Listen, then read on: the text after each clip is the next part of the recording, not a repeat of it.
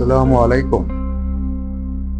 স্বাগতম আমার শুভাকাঙ্ক্ষী দর্শক বন্ধু বান্ধব যারা আমাকে ফলো দিয়ে থাকেন, আমার ভিডিও দেখে থাকেন।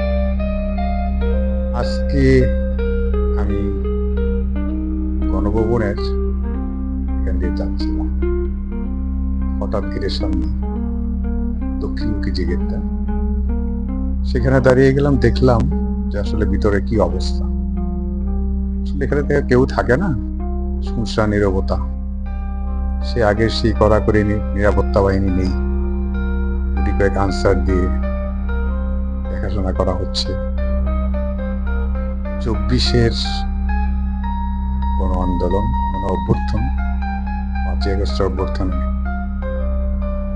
এখানে জনগণ, বিক্ষুব্ধ জনতা যখন আসে, তখন তার আগেই প্রাক্তন প্রধানমন্ত্রী এখান থেকে পালিয়ে গেলেন। তো বিক্ষুব্ধ জনতা তাকে না পেয়ে দেখুন বাড়ির যে দেয়ালের গ্রিলগুলো সব ভেঙে ফেলা হয়েছে এবং দেয়ালও ভাঙা হয়েছে অনেক জায়গায়। তো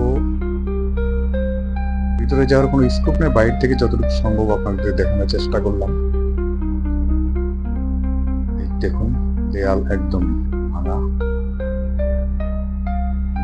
বাইরে থেকে দাঁড়িয়ে যতটুকু পারলাম দেখালাম। একটা সিকিউরিটি এখানে দেখা যাচ্ছে। আসলে স্বৈর শাসক কখনই জনগণের বন্ধু হতে পারে না, এটাই তার প্রমাণ।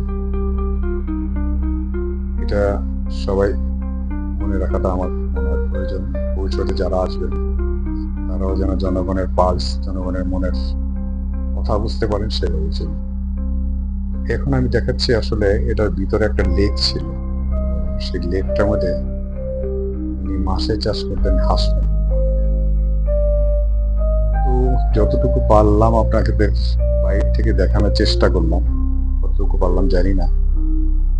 তো ভিডিওটা যদি ভালো লাগে তাহলে লাইক শেয়ার করে অন্যকে দেখার সুযোগ করে দিবেন, আর আমাকে সহযোগিতা করবেন।